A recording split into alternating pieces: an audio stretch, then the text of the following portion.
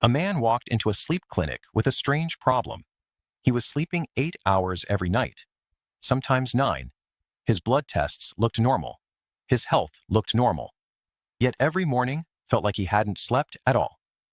The doctors searched for answers. Sleep apnea? No.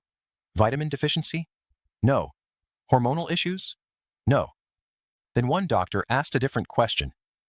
What occupies your mind when you're alone? The man laughed.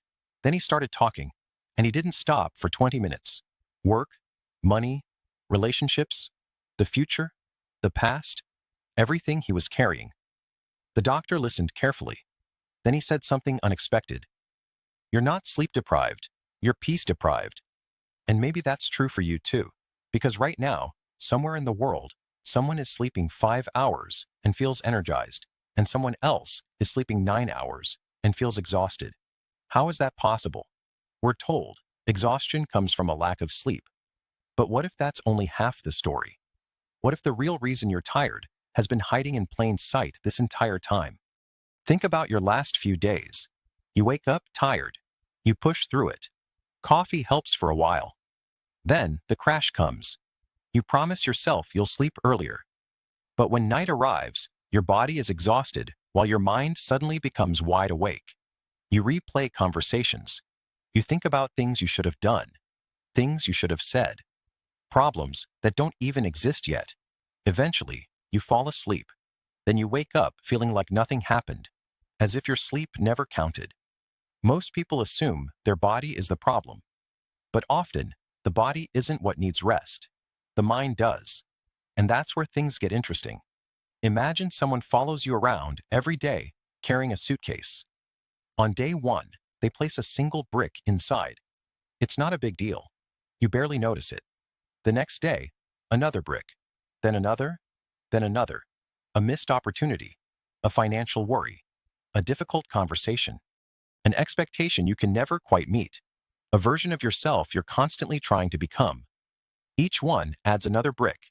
Months pass, years pass, and eventually you're carrying a suitcase so heavy that even standing still feels exhausting.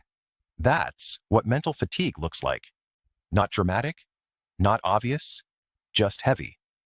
The problem is that mental exhaustion doesn't feel the way people expect it to feel. People think burnout looks like a breakdown, but more often, it looks like scrolling endlessly on your phone. Reading the same sentence 3 times.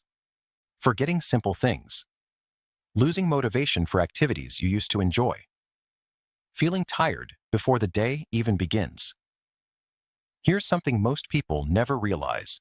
Your brain was never designed to process the amount of information it sees today.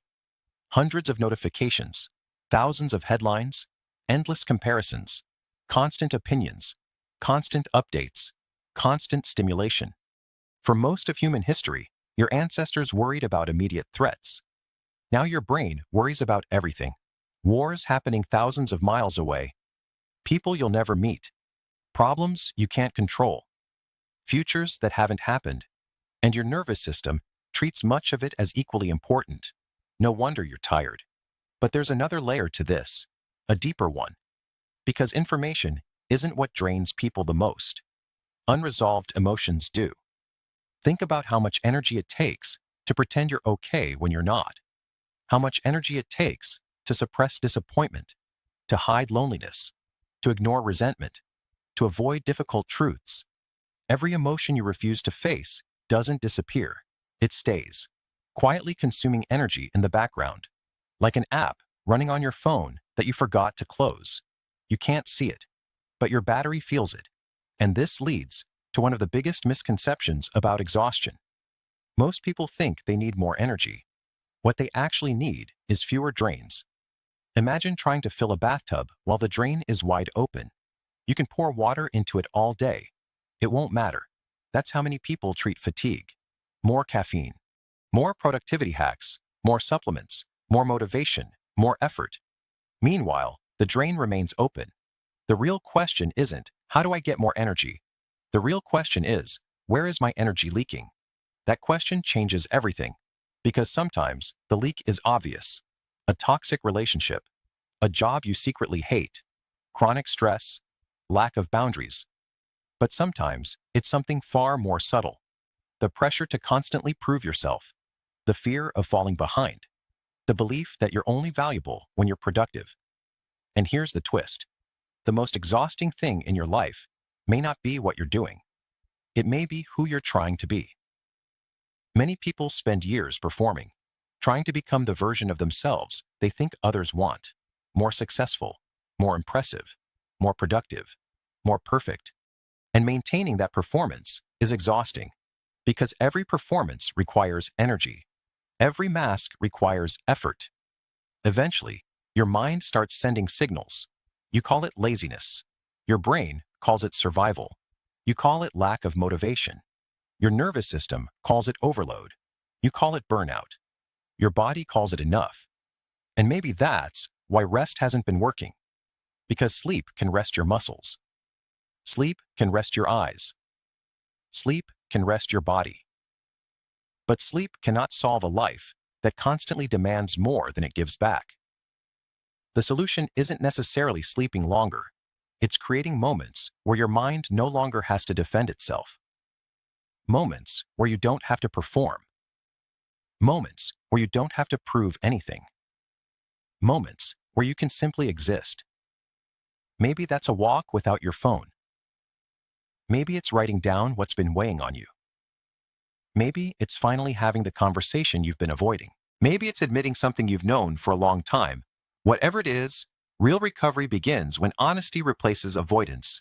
Because the truth is, you're not a machine running low on battery. You are a human being carrying invisible weight. And invisible weight is still weight.